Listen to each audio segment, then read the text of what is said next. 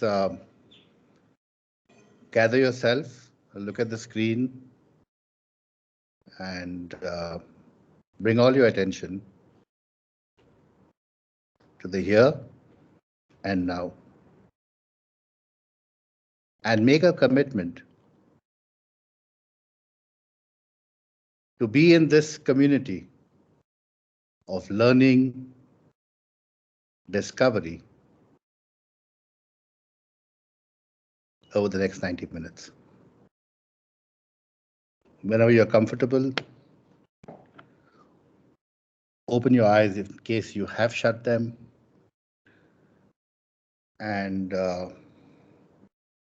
what you'll see on the screen is the background of the mandala, which in our ancient Indic scriptures depicts, creativity, powerful existence. And it's a symbol of deep connection with the universe at large. And as you know, the diya is all about purity, goodness, good luck, power. And I wish for this session of ours to have us go through an immersive experience in which we connect both our heads, our heart, hopefully, even our soul. This is the book cover, a hardbound. It's also available in the Kindle version. There's a website, my own personal website, where you can get even more details of the book. But I really want to today talk about the whole notion of discovering Indianness and the Indian leader. Unlike the West, which defines leadership from the big man theory, the trade theories, and so on and so forth, leadership in India has always been a quest, not a final destination. And inquiry and self-control has always been a way in the Indian tradition to interrogate for the truth. And this is articulated in our ancient Upanishad as moving on, continuously striving to discover answers to questions and to expand the nature of the question. I want to read out from my book on page 3 about my own journey of how I discovered Indianness. I read, back in November 2011, at a conference on national human resources, a global HR speaker is sharing his perspective on leadership practice. Someone in the audience raises his hand. He remarks about an ancient thought and urges that we need to develop our own indigenous model basis our Indianness. Several delegates chime in at once, agreeing with this. Curious, the speaker invites if someone would be willing to come up on stage and elaborate on an Indian way of management. There was an awkward silence for a while. Someone finally gets up and makes a few points. Then I experienced a moment of epiphany. I realized my own knowledge of Indian leadership practice was unsatisfactory. In discussion with others, I discovered for most of us, at least the corporate leaders I spoke to, our foundational knowledge of Indianness itself is woefully inadequate. Yet we follow it unconsciously. But beyond surface understanding and some intuition, there is less attention given to it and its impact and application at the workplace. What kind of training do we provide to leaders when they enter or grow in the workplace? How well do they understand Indianness and the contextual cultural codes? What no one tells you is that leadership is an art and a craft. But between the two, lies business. I'm convinced the ABC of leadership must be learned. And with that, I decided to go on an adventure. I took my snorkel and jumped into the 10 feet, 20 feet of water in this wide ocean of Indianness. And I was struck that even in the first 20, 30 feet of snorkeling, I discovered a richness of our own hoary past that includes cosmic collectivism, tolerance and harmony, co-holding differences, acceptance and adaptability, spiritual quotient, which includes duties to others and self, ethics, ecological balance, hierarchical order, and regional collectivism. But what does all of this have to do with modern day leadership practice? So I began to study both the outside in, from a Western perspective, the ethic way of looking at India.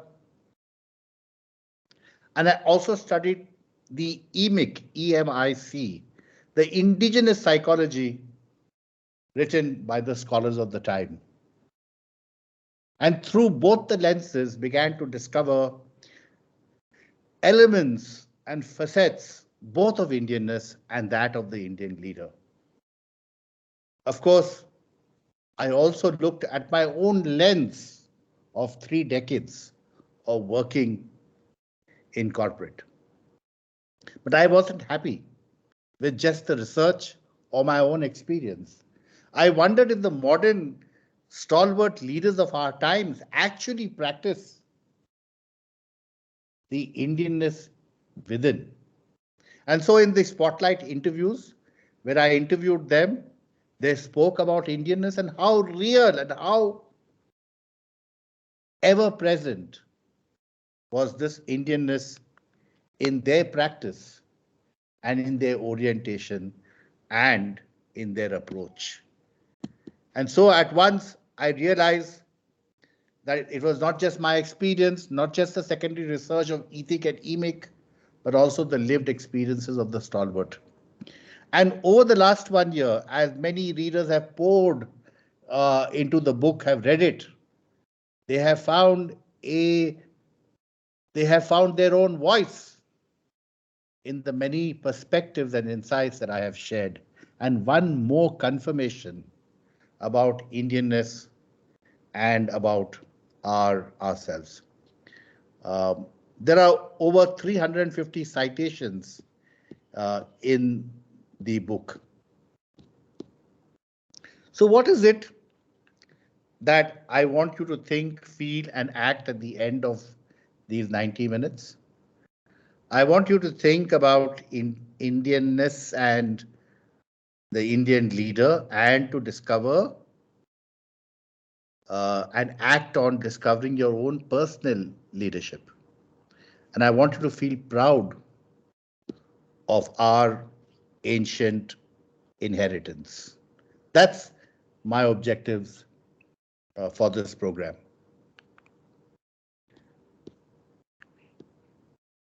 This conversation that we are having requires a shravana of listening, a manana of understanding, and a nididhyasana of deep contemplation, a satsang, like the 3 limbs of dhyan, dharana, and samadhi in the yogic tradition. For it requires a synoptical level of listening in which you join me with your own lived experiences. That has been the wisdom of our ancient Indic inheritance. In the course of these 90 minutes, I wish to take you through 3 concepts: East and West, the idea of Indianness, and the facets of the Indian leader. Let us begin with East and West. But before I begin with East and West, let me ask you a small quiz. And please respond in the chat box. Do you believe that human beings are similar or distinctive? Write S or D in the chat box. Your time starts now. Isn't it?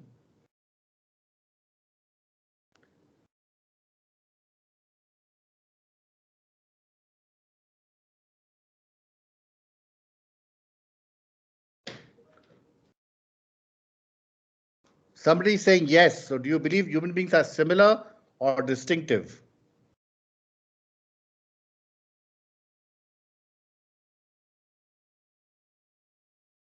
I'll wait for a few more minutes.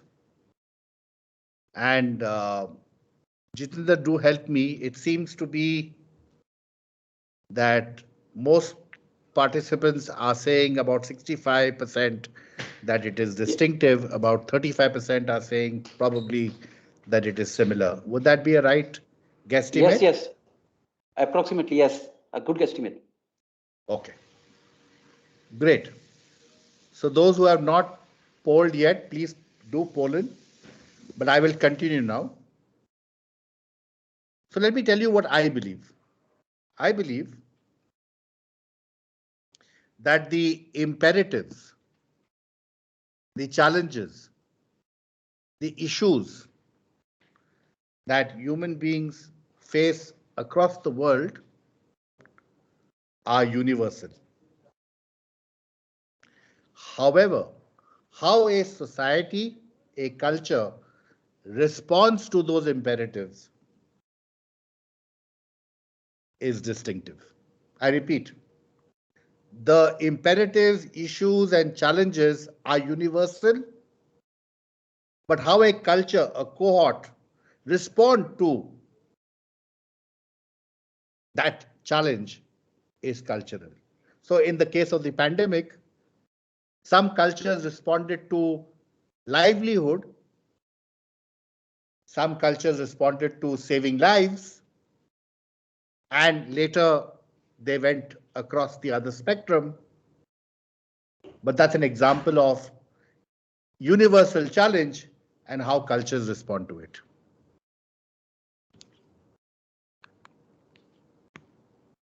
So if you then look at the picture of this hedgehogs called the porcupine dilemma shared by Arthur Schopenhauer, he basically says that on a cold winter night, as hedgehogs feeling the bristle of cold come together, they stick to each other for warmth.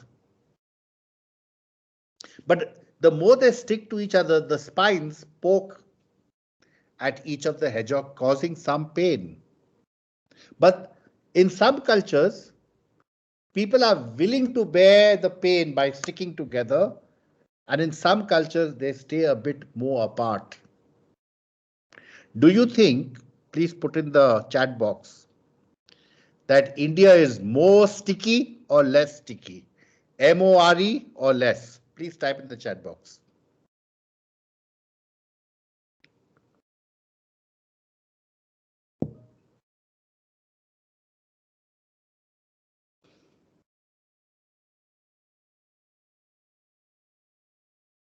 Quite right. Quite right. Indian culture is quite sticky because we believe in closeness. There has been some research by various researchers that say that Indians don't care so much about issues of privacy, crowding, me time. They like communities, they like to be in celebrations, and they like to be dependent on each other. So what I'm trying to basically convey, that if you're looking for a polarity in the world, think of two cultures as one which is collectives, like India, collectives, and one which are fiercely independent, like let's say US and so on. So there are two kind of cultures that exist, and those cultures create a set of traits and aspects that we need to discover. Let me go now to East and West, one of the three topics. I'd like you with pencil and pen and paper, make a note. And at the end of it all, I'm going to ask you on the chat box, are you more Eastern or Western or mixed? Now, Eastern or Western is not like some Turkey east of West. It's not a geography. It's an approach, an orientation, a way of thinking, a process, an algorithm. It is there in the Western geography with Western people. It is there with the Indian people. It is not there with some Indians. It is not there with many Westerns. It is largely also there in the Oriental parts of the world. So this kind of character of Indianness is not geographical, but it's about orientation. And the West is also an orientation and also exists in India. So let us now look at what are the traits of the West, and you start to see whether you have that trait in you or not. So the first one, do you believe in one good life? Like the Abrahamic religions, Judaism, Christianity, Islam, that after you die, you go to Swarg, one good life, and you have to give a good account of your life. Is that your perspective? The Western thinking has a deep perspective of I. If you ask Joe Bloggs, tell me about yourself. Oh, I've got a high CQPI, I'm good in sports, I'm very intelligent. People have known to see me being compassionate. I. But if you talk to somebody else, let's say a Ram Bahadur, he says, I come from this village, I am from this clan, I am from this caste, I have two brothers, one sister, my father used to be from this particular lineage, I am of this religion. He seems to associate himself with many systems and subsystems. So, do you have an I orientation or a V orientation? Is the second question. The third question is that these societies in the West are concerned with the physical and the social, the capital I and the capital ME. I versus me, my social self, how I behave as a corporate citizen. How do I behave as a citizen? Am I a civilized civilian? The focus is always on me and my behavior, living with others. And there's a belief, as Hope said, that if I only plunge into the depths of my I will be like an animal and all my animal instincts will come out. Do you have this orientation of me and the world I live in as a Western thinking? Whereas the Eastern thinking is I, my society, and astrology and astronomy and metaphysics and Vastu and other aspects of spirituality, the metaphysical. They are all brought into like a big grand Kal and the grand Leela in an Eastern world. And the West thinking is that of going to the laboratory and doing positive reductionist analytical work which breaks things into parts, analyzes it, and looks at the subcomponents of the system. Whereas in an Eastern world, it is about synergy, putting it all together. So I'll go now to the East. The East believes not in one life. Har pal, every moment is living and dying and consolidating. Taking a deep breath, consolidating the breath, the pran, exhaling, the death of the breath, a new fresh breath. The moment you are born, you are dying every minute till you actually die, when you're 80 or 90. And there is the whole process of preservation, destruction, creation. Do you believe in these three forces, or do you believe in one eternal? I spoke about the I. In the East, it is we. It's about our. It's so much, the we is so strong that in the family, the I is gently depressed. For we don't believe that we should show the self off, but we should show ourselves off. Together, our family is doing well. I work for my family. I work for my company's reputation.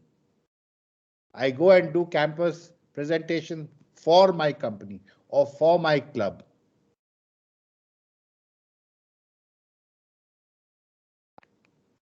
And unlike the West, which believes in sukh, happiness, bungee jumping, looking at what is happiness, chasing happiness, including going on a rocket up in space recently. The Eastern philosophy is about eliminating dukkha, which Buddhism has spoken about, which Patanjali has spoken about in terms of klesha, is getting rid of dukkham. Because suffering comes from ignorance about the ultimate reality.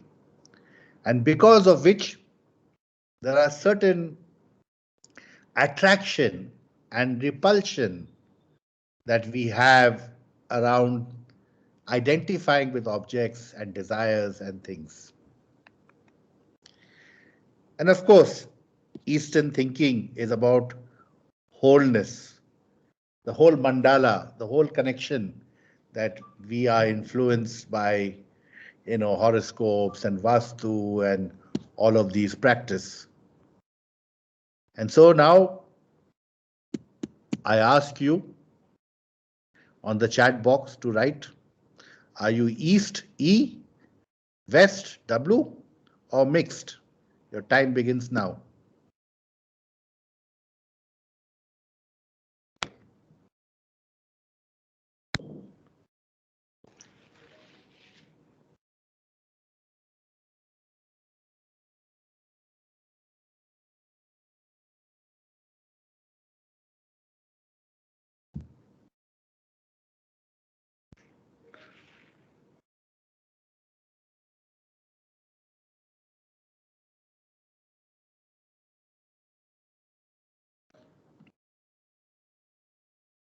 Okay.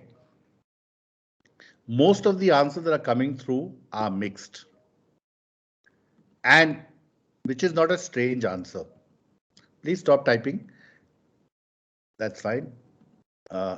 Please stop typing because it's now coming onto my notifications and I can't see the screen.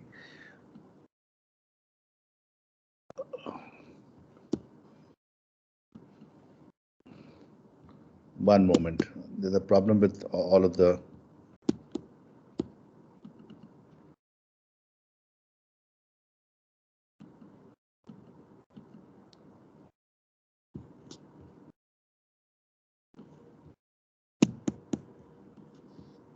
Yeah. Surya, we are able to see the screen.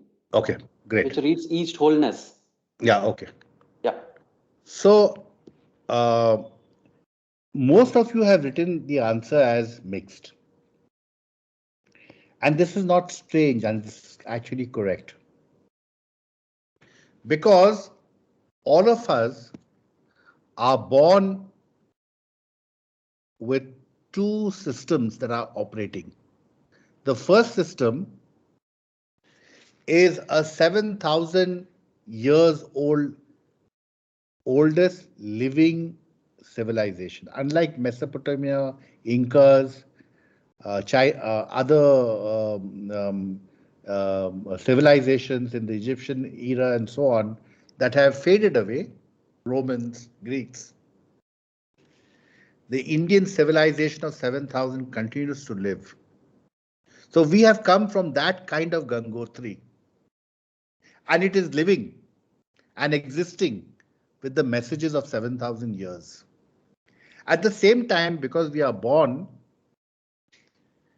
in 1960s, 1950, 1970 onwards, 1980s, and so on, we are born in a post-modern world, which, on account of also colonization by the British, our own orientation because of English education, we have a Western upbringing of Western movies, Western books, and so on.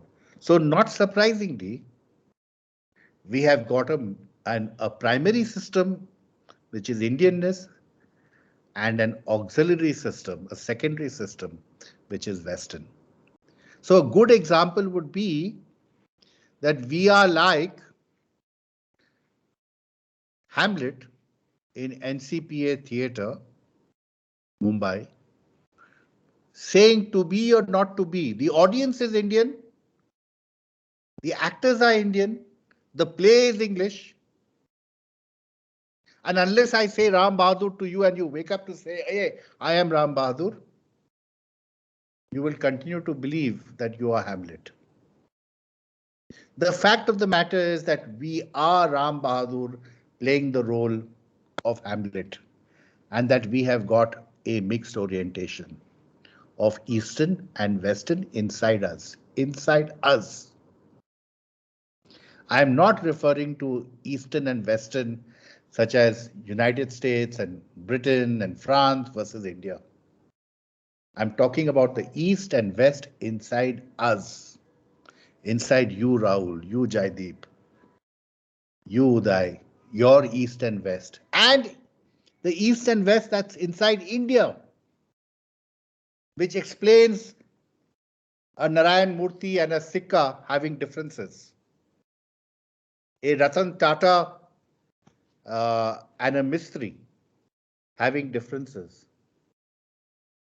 Coming from a clash of orientations. Let me move on to the second idea of what is Indianness. As you hear the word Indianness, what is one word or one phrase that you associate with the term Indianness? Write this in your chat box.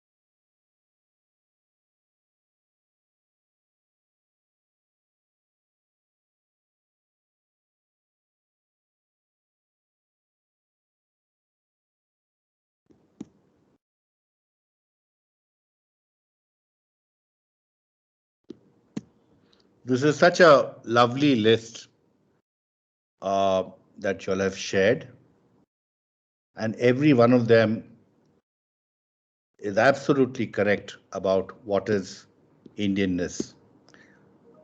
Please stop typing because it comes up on my notification, then I can't proceed after that. So, what is Indianness?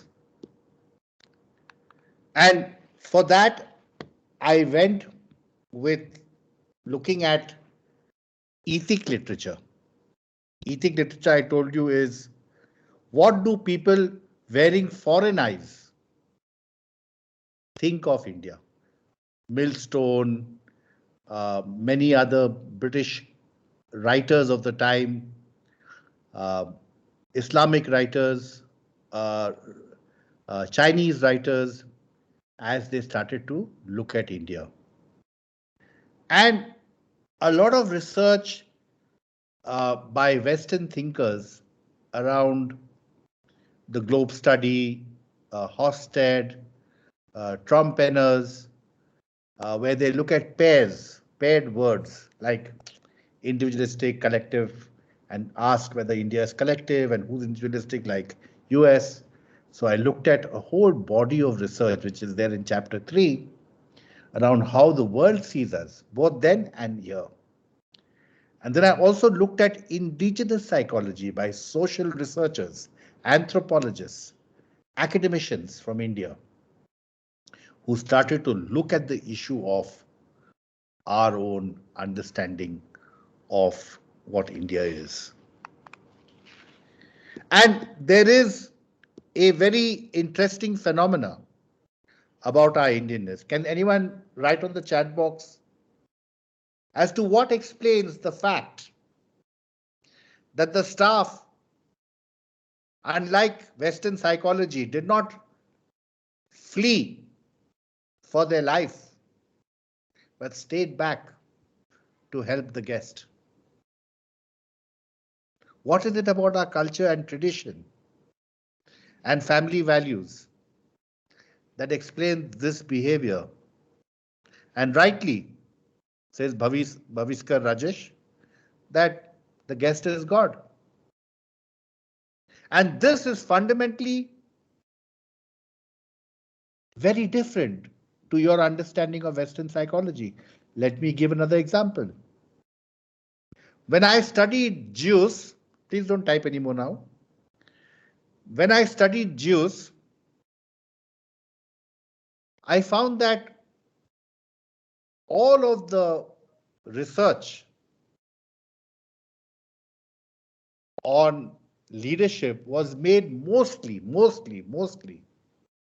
after the Second World War, mostly in Canada, North America, and Europe, mostly written by men, not women, and mostly coming from academia. Now, and based on research done on weird participants, weird being Western, educated, industrialized, rich, democratic.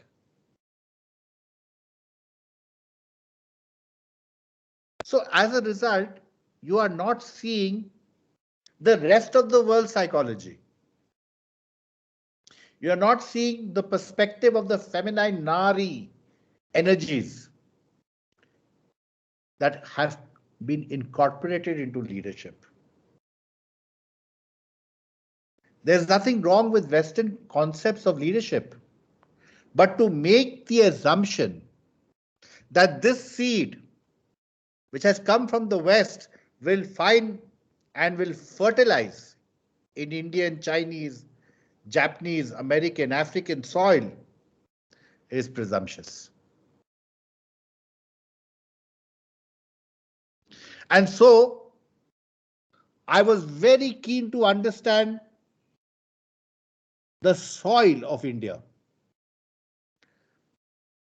and how it actually influences and works with the seed of leadership.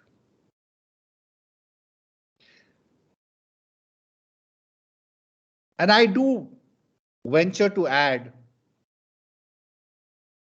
that I would like to prove Rudyard Kipling wrong, because I actually believe that the Harvard and the Gurukul, the Raja and the sage, the Rishi, can be joined together to create the Rajashri model, particularly in the context of a world that we are going into with this pandemic.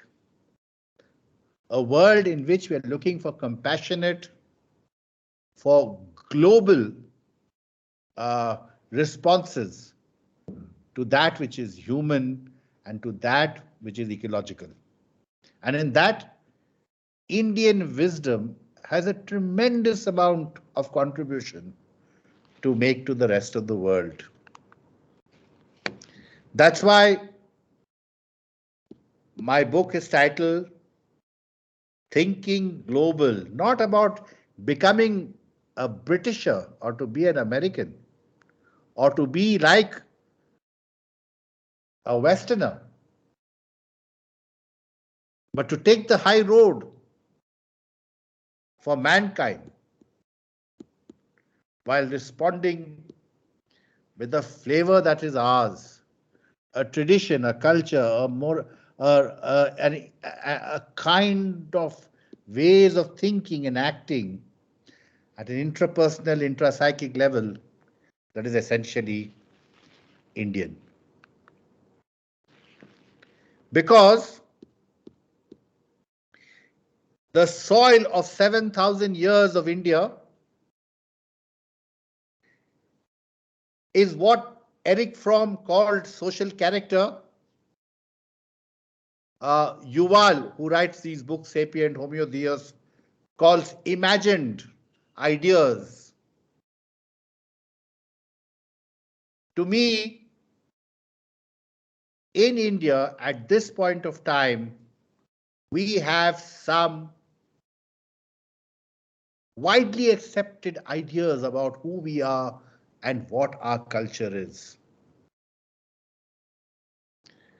Respect for elders, family values, guest is God, tradition, all the things that you wrote on the chat box.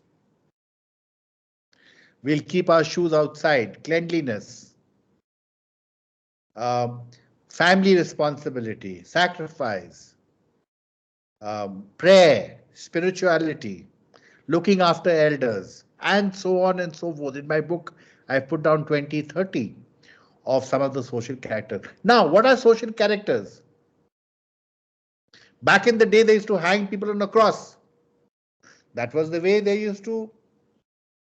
Or they put people into a gladiator and got lions to maul them. That was acceptable as sport.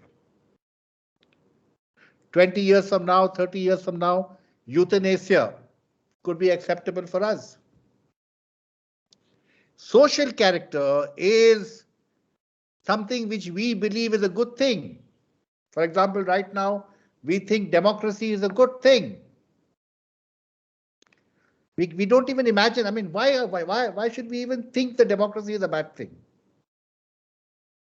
So if all of Middle East was run by some rulers in the past, we think, no, that's not right. Democracy is the right thing. Capitalism is the right thing. No, we don't want communism. We don't want socialism. I think capitalism is the right. So these are some of the dominant ideas of our time.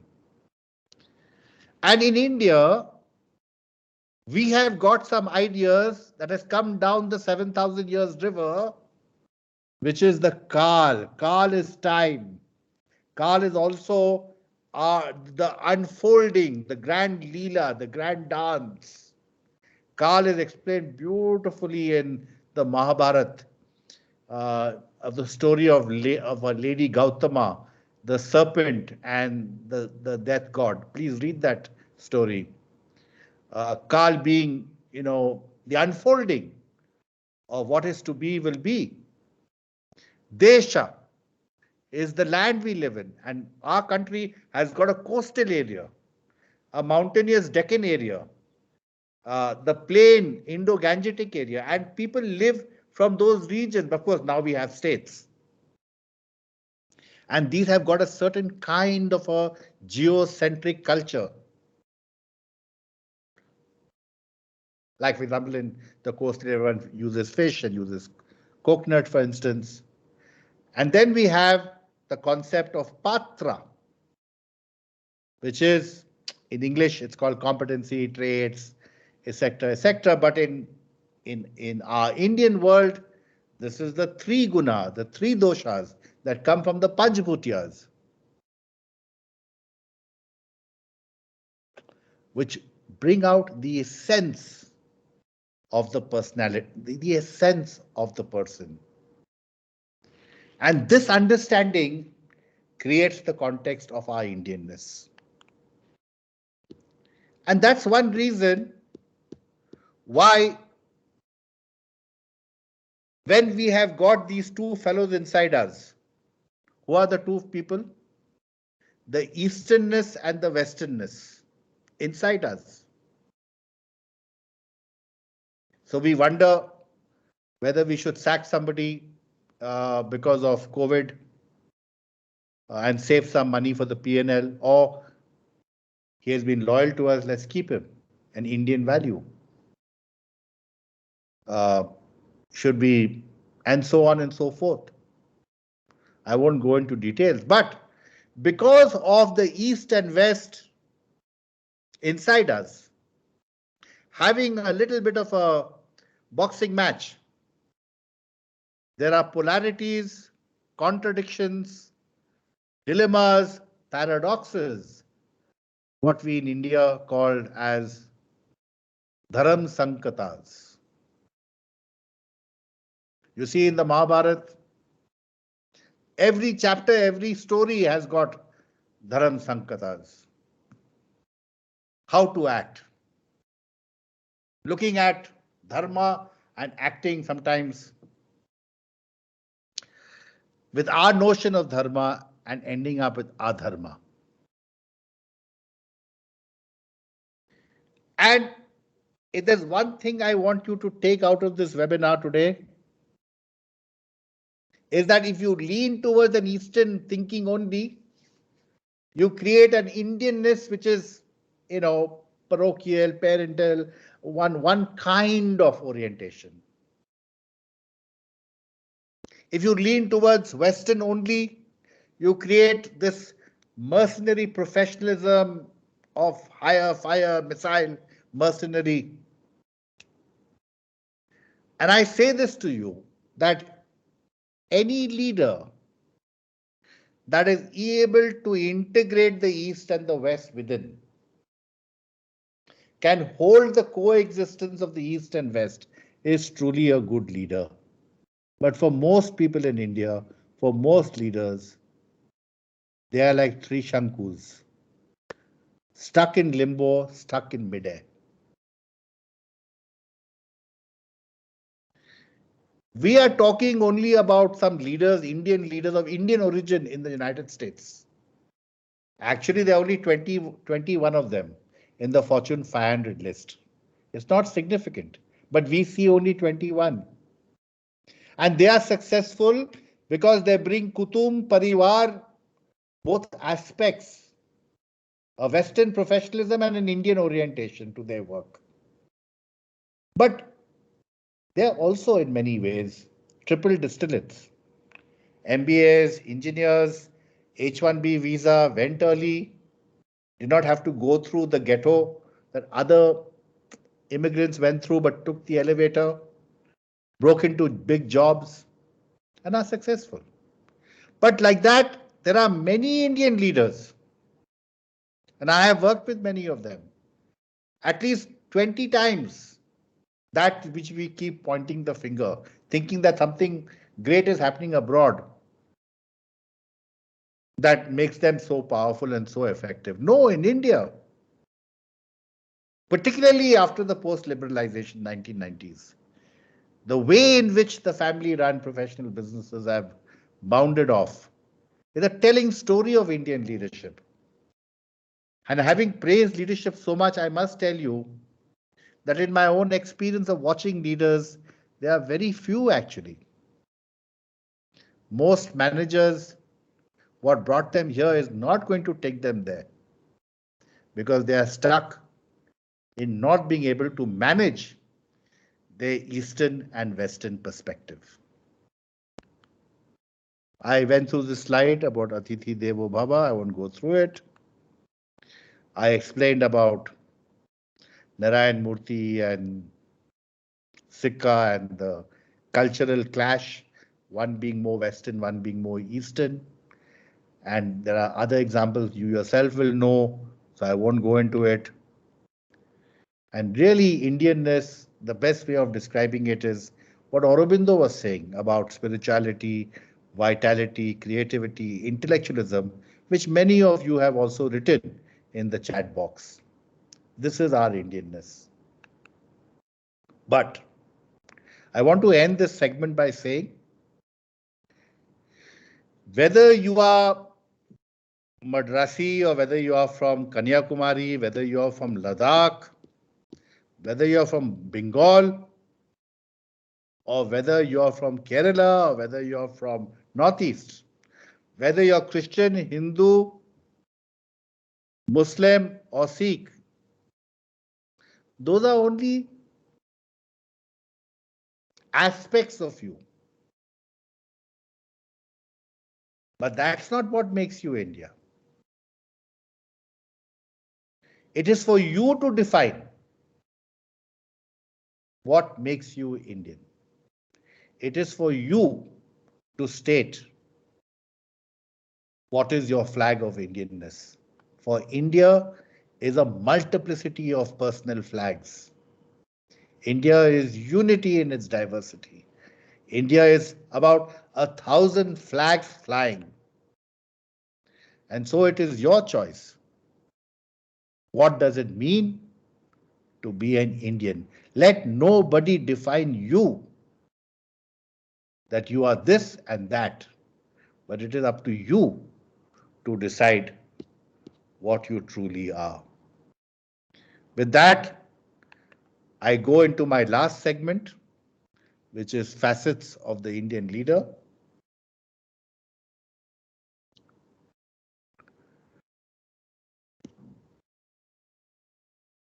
I use the word, okay, so before I go to facets, are there one or two questions that you want to ask me on East and West or the idea of Indianness? Please type your response in the chat box. After this segment, we'll open it up for FAQ. But at this point, any clarifications that you have?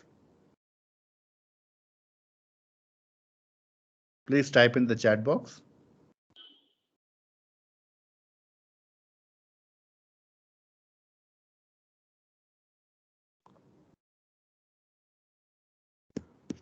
Okay, there doesn't seem to be any questions. Please type your questions as we speak now, and Jitendra will share that with me at the end. I come to the last aspect, which is facets of the Indian leader. Based on research, Ethic, EMIC. Yes, Anand, I'm now actually talking about the Eastern and Western traits of the Indian leader. So, I don't want to use the word traits or competencies or characteristics, because human beings, according to me, are not nouns, but are working verbs. They are constantly in the state of being and becoming, being and becoming. They are work in progress. They are not positivists, reductionists, labeling them and putting them into box, or they are a fixed object. Human beings, to me, are this aspect and that aspect and more. They are like a diamond. Depending on the sun coming at the diamond, one facet is shown. Then in another situation, another facet. Another situation, another facet. Like the facets of a diamond. You, for example, Deshmukh, are normally a peaceful person. But if at 2 in the night, if some thieves armed with knives and guns come to your house to kill your family, you will be violent with them. Because we have the capacity to be peaceful and violent. We are this and that, depending on the situation. My entire book of 11 chapters goes into the facets of the Indian leader. So what I want to do is talk to you about some of these facets. And imagine this picture appearing to be the river Ganges, which let's say originates from Gangotri. And if the water symbolizes the human spirit, then when it flows with speed because of the sheer topography, the spirit flows fast.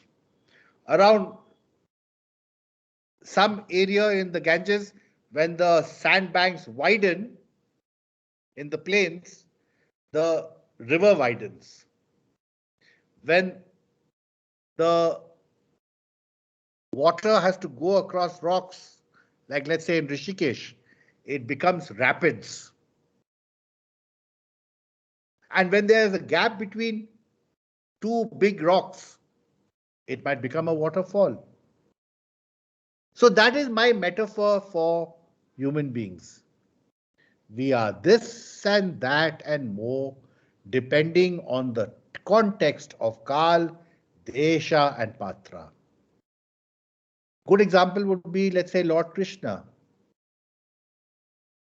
a loving child, a king, a warrior, a lover, a peacemaker, a guru. Cometh the moment, cometh the man. Indians are like a Beherupia that have got many faces. But deep within is a core, which is the values. Indianness and the Indian leader is like garam masala of many ingredients, like potpourri, like a thali filled with different assortments, like a quiver full of different arrows. The Indian leader is this because he has the dance of the Tandam of 7,000 years and the modern dance, the kaleidoscope of modernity. And in my book, I explain about the Indian leader by talking about the Desi leader, directive and nurturant, emotional and intelligent, spiritual and worldly, not all, and. Not all, and. For example, the directive and nurturant is the leader in the office is actually dad, the karta. The dad who has got adhikar and anurag and the samtulan of both. The dad who is aloof, reserved, but a provider, disciplinarian, strict, loving, caring, providing, respecting. And we have unconsciously, in my chapter 7, The Psychology of Indian Leadership, imported dad into the workplace. And we have turned ourselves sometimes into siblings, looking for mama and papa, looking for my baps, and then ending up with unconscious processes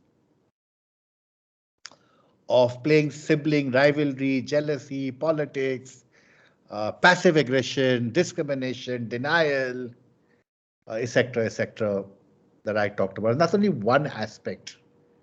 Colonialism has given us inferiority as aspects of what is purity and pollution and so on. And I write about all of those psychic phenomena that play itself out in the workplace and the issues of authority and so on. So this is one example of directive and nurture. And like this, I have branded it Desi Leader and created several chapters, each one backed with ethic, emic, literature, spotlight from the leaders, my own experiences, case studies that you can refer to and make notes, and also citations that you can refer and go into a deep study of what is the facets of the Indian leader. The book has been well received by both academicians, students, working practitioners, and people from abroad. Uh, Going to my last slide, there is much in the wisdom of India. Dharma is our gift to the world. Dharma is not religion. Dharma is many things. A way of living, a righteous code of conduct, a principle around what is the oughts of life. And in our Indian tradition, Dharma speaks to your station, your kula, your circumstances. And if there are adverse circumstances, we also have Apadharma. And for different stations, for different folks, there are different ways in which one has to conduct one's responsibilities and duties to society. Even while one works with oneself, Swadharma, to go through the process. So following Dharma, one lives through the ashramas, enjoining Kama, Artha, with the ultimate goal of relinquishing suffering, which is the stage of moksha, or in Buddhist tradition, the cessation of suffering through nirvana. Dharma is such a big word that Mahatma Gandhi said to the British, although he's a lawyer, I bow to the supreme law over the man-made law. And it is in the tradition of the Itihas, the Mahabharata, the Ramayana, protagonists consistently looking at the values of the dharma in acting. Our dharma in India sets us apart from the West because we don't have rules that if I give a glass of milk to one child in the house, everybody should get milk. We give milk to the one who's studying. We give a hockey stick to one who likes sports. We give a cycle to one who has to go to work. We believe in equity, in deservingness, in dhanam. And therefore, equity, not equality, is the realm of the ideas. So a rule is a rule is a rule, doesn't apply for us. Context applies for us. That is why most Indians say, when asked to give an answer, what do you think? He says, well, you know, sir, it all depends. Genuinely, it all depends on the context. Ahimsa is the second word. Ahimsa is again mistakenly understood as turn the other cheek. That's what Jesus said when he came. That's what Jesus said when he heard about, these Eastern practices. Ahimsa is not about turning the other cheek. Bhishma, when speaking to Yudhishthir in the Bhishma Parvan of the Mahabharata, lectures in great detail about the rights of a king and says to him that you must take up arms to protect the dharma. Krishna admonished Arjun for failing to work with his dharma of being a Kshatriya. Ahimsa is about not tolerating violence, nor in offering violence, for it believes in the supreme, eternal, universal logic of the day. that harm no one. And follow this principle because you do not wish to be harmed. And if I do not wish to be harmed, and if I do not harm, the world will be a beautiful place. Ahimsa is not to turn the other cheek, but to stand up when violence is perpetuated, when there's a need for the voice to be heard, not muted. The world is one family is a supreme ideation of India, and today understood by climatists and ecologists and sociologists and anthropologists about the need to treat Mother Earth as one ecological oneness to the fragmentation and the pollution that we heap upon her. And let all be happy. Let me make wealth. Let me be prosperous. Let others be prosperous. Har Shubh Labh for everyone. Let everyone be happy. Let everyone be peaceful. Such is the wisdom of our times. And with that, I'm going to stop my presentation and respond to any questions that you may have.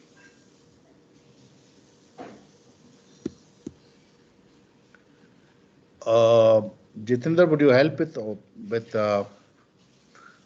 putting me on full screen and getting everybody else on with their cameras on? Yes. I think you can, the slide which you are presenting, you can turn off that camera so that I can focus on specific one frame. Well, so I'll just close that then. Okay. Is it closed? Yes. Very good. Thank you. Yeah, if everyone can come on. Yeah, so we are now audio and video. Yeah. No, we are turning on the mics right now. Okay. Yeah. Also, the video also you can put on the videos for them. Yes. I'll get a chance. So as we now move to question and answer session, I request anybody who has a question specifically can turn on their mic and specifically ask the question to the author. Mr. Steve Korea would be pleased to answer those. And while somebody else is asking me a question, may I request all of you to just write 1 word, 2 words about how you have experienced the last 80 minutes as a feedback for me. Thank you.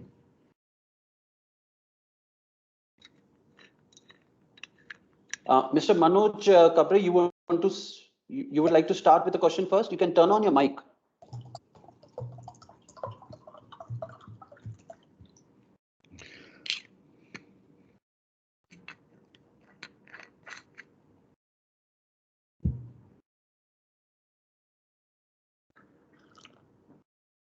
Abhijit, yes, the painting behind me is the Last Supper.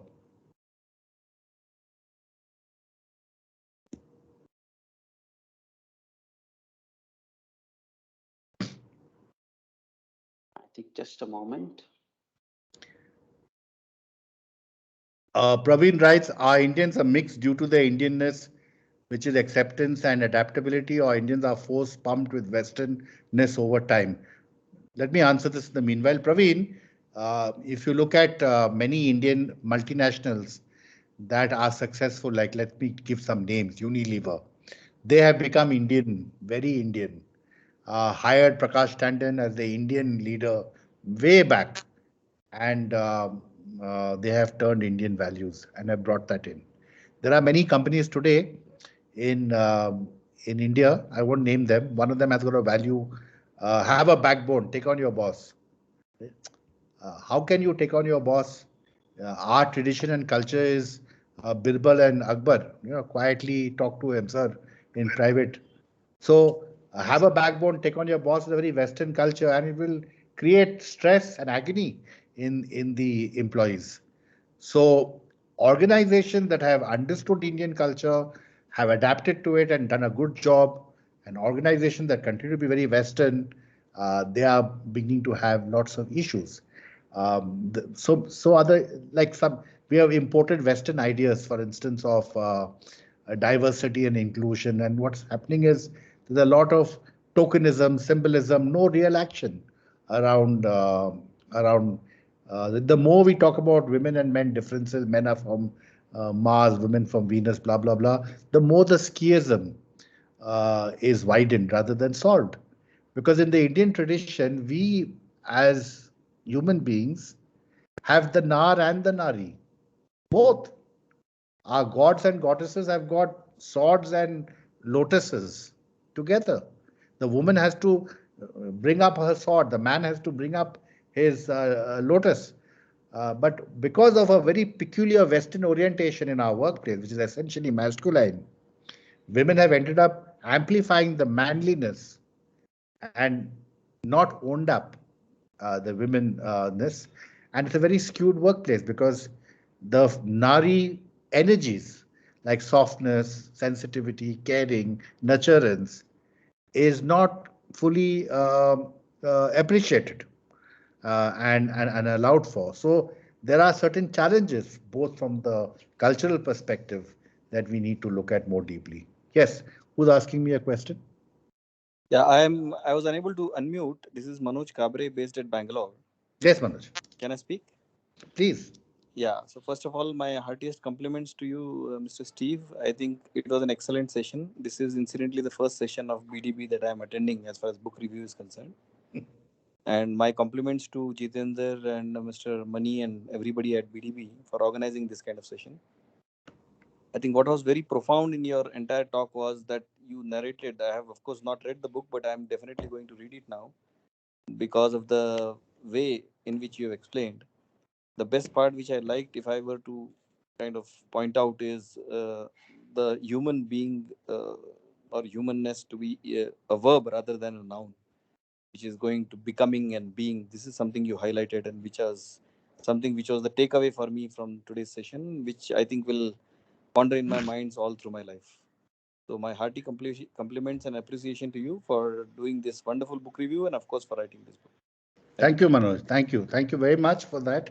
And that is why I'm a little vigilant about Western psychometric tools that put you into boxes, because we are actually a constellation of multiple psychosocial analytics rather than descriptive through the lens of verbs, adjectives. Thank you, Manoj. I think Mr. Praveen Kumar has raised his hand. He probably has a question. Mr. Praveen Kumar, you can unmute yourself and ask the question. Yes, Mr. Jitendra, thank you. Thank you for allowing me to speak. Mr. Correa, if am I pronouncing your name right? Yes, Mr. Yes, Korea. North Korea, South Korea. That's the correct pronunciation. I must thank you for a wonderful session, what you have given. I could connect myself in multiple points, like one point which I mostly also tell my colleagues and my people is an Indian is a Behrupia. Rather, I use a different example of saying we Indians are like amoeba. We do not have a shape. Yeah, but we are Indians that we are too abstract to have a shape. That is why was my question. When today, what I see after me living abroad, mostly in Germany for more than a decade, what I understand is the mix what we have become is more because of our Indianness and rather being pumped. That is why, even though we are morning till evening, we may wear our suits, go to office, do whatever. That is the Behrupia part. And then once we come back, like how we say in our South, we come back and shed our suits and wear our lungis. We start celebrating our Indianness. So, and rightly said as by Krishna, and also you mentioned it in one of your statements. We are in ever role playing. We are once a boy, once a child, once a hero, once a manager, once a husband, son, whatsoever. That part was very, very good, and I appreciate also you saying that this is dharma is very volatile. Dharma part was very, very good. Dharma is volatile because, and also, if I may add, the word dharma itself means that intrinsic property. In Sanskrit, the word dharma means the intrinsic property. So why even our elders in India asked us to fight for dharma is if you are tampering with the intrinsic property, the equanimity of the entire society will be damaged. So that is where, because of lack of understanding, we cannot define dharma. And dharma is nothing but our intrinsic property. And our intrinsic property is nothing but I am everything, I am whole, and this everything is me. And in that, we try to accommodate everything. I appreciate and thank and will be very, very delighted also in future to listen to you and also connect with you, Mr. Correa. Thank you so much, Praveen. Thank you so much. Thank- And I do want to assure you that Indians, while they are Behrupias, have in private a very strong ethnic core, Absolutely. which is well preserved. I won't say Indian core, ethnic core. A Yes, Keralite yes. core or Northeastern core. So that is there. And one of the discoveries in Trompena's, no, in Hosted work is that apart from the other traits of two-letter words, they discovered an ethnic card which makes India very, very particularistic and manifest in its multiplicity.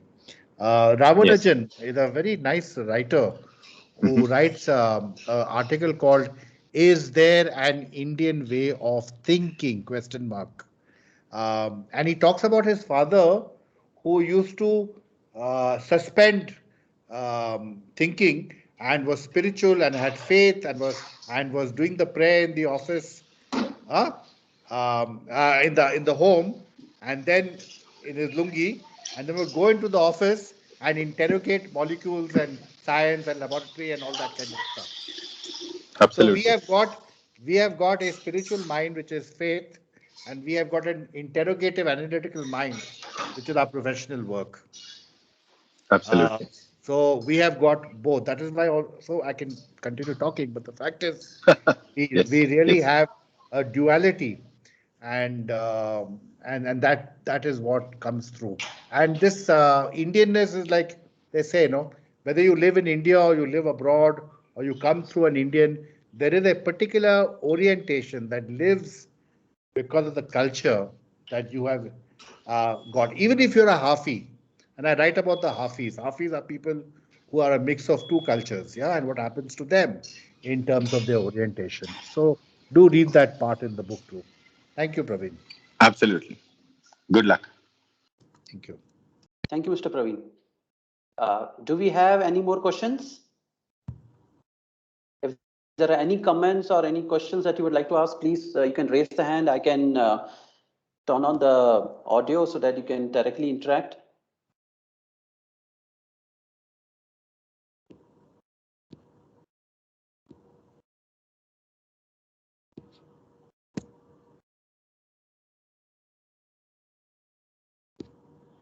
I think we have enough of questions right now. So,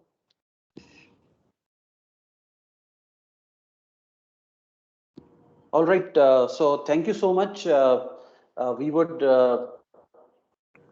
close the question answer session right now. If there are any other questions that you would like to ask, you can ask. You can actually put it in the chat box. We can actually discuss it offline. Mr. Steve Correa, if you don't mind, we can share these questions Yeah. with you over an email.